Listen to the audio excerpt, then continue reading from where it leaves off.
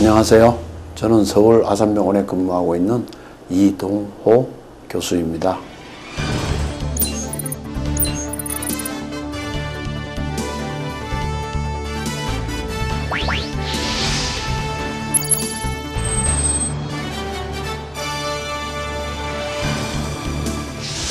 네, 저는 1979년 마취과 전문의를 취득한 이후 80년 이후로 한 20년간 병원에서 의과대학 교수로 있으면서 마취과 전문의로 일을 해왔습니다. 그 이후에 2001년 이후로 영국 제약회사, 삼양사, 그리고 국가의 여러 가지 임상시험 사업단, 본부처 신약개발 사업단 등을 거치면서 헬스케어 섹터에서의 신약 개발이라든지 의료기기 개발 그런 쪽에 일을 해왔고, 지금 현재는 서울 아산병원에 근무하고 있습니다. 그동안 근무해오고 지난 30여 년간 느낀 여러 가지를 바탕으로 과연 우리나라 바이오 헬스케어 산업의 경쟁력은 어디에 있는가를 한번 조명해 볼 수 있는 시간을 가지게 돼서 굉장히 고맙게 생각을 합니다. 우선 이런 이야기로 시작을 할까 합니다. 바이오 산업은 우리가 흔히 생각하는 자동차라든지 이런 산업들, 자동차나 소비재 산업들과는 여러 가지 면에서 다른 점을 가지고 있는 것 같습니다. 첫째, 소비재나 이런 산업들은 소비자와 공급자, 그리고 그 공급자들을 지원해주는 투자자로 아주 단순하게 구성될 수 있다고 보는데, 이 의료 소비재, 바이오 산업은 조금 다른 부분이 있는 것 같습니다. 첫째는 일단 소비자는 환자가 되지만 그 환자가 직접 어떤 약이나 치료기기를 선택하지는 못합니다. 그게 의료의 특성이죠.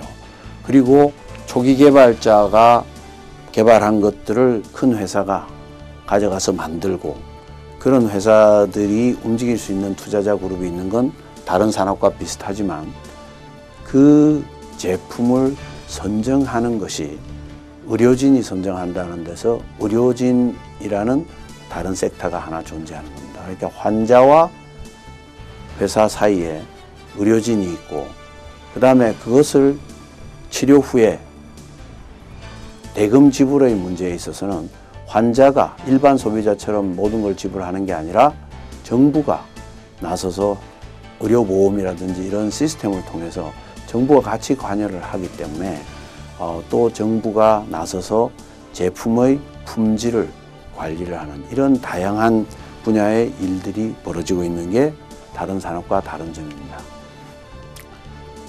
그걸 가장 성공적인 제품을 개발하기 위해서 필요로 한 건 무엇일까라고 생각을 해보면, 지금 여기 있는 그림에 있는 것처럼 이 사사분면에서 의학적 미충족 수요, 간단하게 예를 들면 현재 치료법이 없다라고 생각되는 부분에서 그 치료법을 발견한다면 당연히 시장에서 받아들여지겠죠. 환자들한테서도 아주 환영을 받을 테고, 그런 것을 하기 위해서는 그 전 단계에서는 그런 질병이 왜 생기는가 하는 기전 연구가 필요합니다. 그래서 그 질병의 기전 연구에 입각한 제품을 개발해내고, 그 기전 연구에 입각한 제품이 현재 시장에 존재하지 않는 제품이고 의학적 미충족 수요가 충분한 제품이라면 당연히 시장에서 가장 우수하게 받아들여질 수 있겠습니다.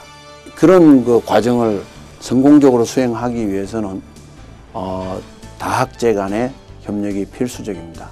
의사와 환자만이 아니라 생물학자, 약학자, 그 다음에 의료공학자, 이런 모든 분야가 다 같이 이 미충족 수요와 기전 연구에 같이 일을 할 때만 성공적인 제품이 만들어질 수 있을 거라고 생각을 합니다.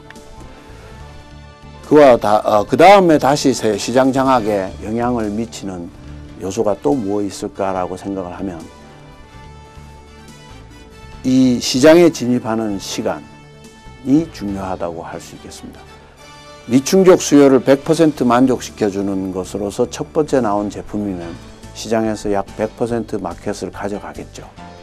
완전히 수요를 충족시킬 만큼 좋은 제품은 아니더라 하더라도 첫 번째 나온 제품이라면 92%의 수요를 가지지만, 만약에 두 번째 나온 제품으로서 미충족 수요를 만족시킨다고 할 때도 그 첫 번째 미충족 수요가 높은 거에 비하면 시장 장악력이 떨어집니다.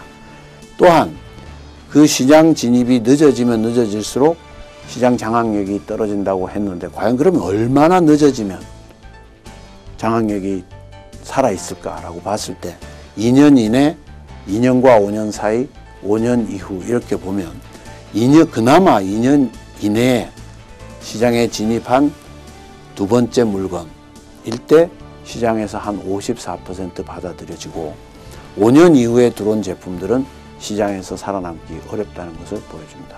그래서 이 산업의 특징은 다양한 사람들이 존재한다, 다양한 그룹이 존재한다, 그리고 시간을 다투는 부분이 굉장히 많다, 이렇게 말씀드릴 수 있고, 세 번째로는 아까 그 소비재에 대한 가격 지불을 본인이 하는 게 아니라 본인과 국가 재정이 같이 부담을 한다는 문제점이 있습니다. 그러다 보니까 가치는 굉장히 높지만 국가의 재정이나 이런 걸 볼 때 공급 가격은 높지 않기를 바라는 게 대부분의 국가의 바람입니다. 물론 개발한 회사는 굉장히 많은 돈을 받고 싶어 합니다. 그래서 현재 존재하는 많은 다국적사들은 이런 이노베이션에 대한 창조적 개발에 대한 가치를 인정받기를 원합니다만 이번에 오바마 케어에서 보는 것처럼 이제 미국조차도 그걸 재정으로 의료보험을 감당하기가 쉽지가 않기 때문에 여기에 개발된 모든 제품에 대해서 가치는 더 높이, 가격은 좀 더 낮춰주기를 바라는 게 시장의 현상입니다. 해외 스타트업들을 보여드리겠습니다. 왜냐하면 이 어떤 제품을 만드는 해외 스타트업들이 성공하느냐가 우리한테는 반면교사가 될 수 있을 것 같습니다. 최근에 우리가 무하마드 알리가 얼마 전에 사망했죠. 근데 평생 파킨슨 병이라는 병을 앓아왔고 손을 많이 떨고 보행도 정확하지 않습니다. 그렇기 때문에 그 병이 심하게 진행됐을 때는 손을 가지고 컵에 담긴 물을 자기가 혼자 먹을 수가 없습니다. 그리고 약을 먹는 양이 우스갯말로 칵테일이라고 할 정도로 많은 약을 매일매일 먹어왔습니다. 그럼에도 불구하고 그 손의 미세한 그 떨림을 전혀 잡을 수 없는 게 이 파킨슨 병의 환자들이 겪는 고통입니다. 근데 최근에 영국에서 어떤 의과대학 학생이 그 부분을 생각을 해서 고안을 한 것이 자이로스코프의 원리를 이용해서 환자들한테 장갑을 끼워주면서 그 경련이라든지 트레머, 이 손의 떨림을 거의 90% 이상 잡을 수 있는 장갑을 개발했습니다. 아까 말씀드렸다시피 미충족 수요는 약을 아무리 먹어도 떨림을 잡을 수 없다는 게 의학적으로 미충족 수요가 되고, 그 기전을 연구를 해가지고 약으로 잡겠다던 그동안의 과정과는 달리 자이로스코프이 항상 평형을 유지하고자 하는 원리를 이용해서 장갑을 끼워주면 그 사람의 손이 더 이상 떨리지 않는다는, 이런 것들이 가장 스타트업의 중요한 부분이라고 생각을 합니다. 또 다른 예를 하나 보여드리겠습니다. 요즘 3D 프린팅이라는 이야기가 굉장히 많이 회자되고 있습니다. 3D 프린팅으로 이제는 못 만들 게 없다고 할 정도로 3D 프린팅 산업이 발전하고 있습니다. 그럼 이 3D 프린팅이 과연 바이오 헬스케어 산업에는 어떻게 적용되는지 이 회사의 예를 보시면 굉장히 쉽게 아실 수 있습니다. 이제 세상은 많이 바뀌어서 환자의 조직을 프린터에 넣어서 실제로 인간의 간을 3차원 구조로 만들어낼 수가 있다고 합니다. 이 3차원 구조로 만들어낸 간은 어디에 쓰이는가 하면, 우리가 흔히 약을 개발할 때 모든 약은 간에서 해독작용을 하고 간에 독성이 있으면 약으로 만들어질 수가 없습니다. 그래서 약을 개발하는 과정에서 동물의 간에서 여지껏 간의 독성을 테스트를 해서 안전하다고 하면 그 다음에 사람의 간, 사람에 직접 적용을 할 수 있어 왔는데, 동물의 간에서 안전하다 해서 사람의 간에 안전하다는 보장은 100% 없습니다. 근데 이 회사는 미국에서 서비스를 시작했는데 실제 사람의 간 조직으로 만든 3차원 구조의 간을 만들어서 간 독성이 있는지 없는지를 많은 신약 개발 회사에 서비스를 해주고 있습니다. 이건 어떤 니즈가 있는가 하면, 만약에 이게 정말 원활하게 된다면 실제로 동물 실험이라는 과정이 한 단계가 없어질 수 있는 아주 획기적인 일이라고 하겠습니다. 그러면 동물 애호가들도 행복해 할 테고, 한 단계가 없어지면서 시행착오를 겪지 않아도 되는 다국적 제약사나 신약 개발하는 벤처들이 얼마나 편하겠습니까? 그러니까 이렇게 시장이 원하는 바대로 회사를 만드시는 것이 가장 큰 경쟁력이라고 두 케이스를 제가 보여드렸습니다.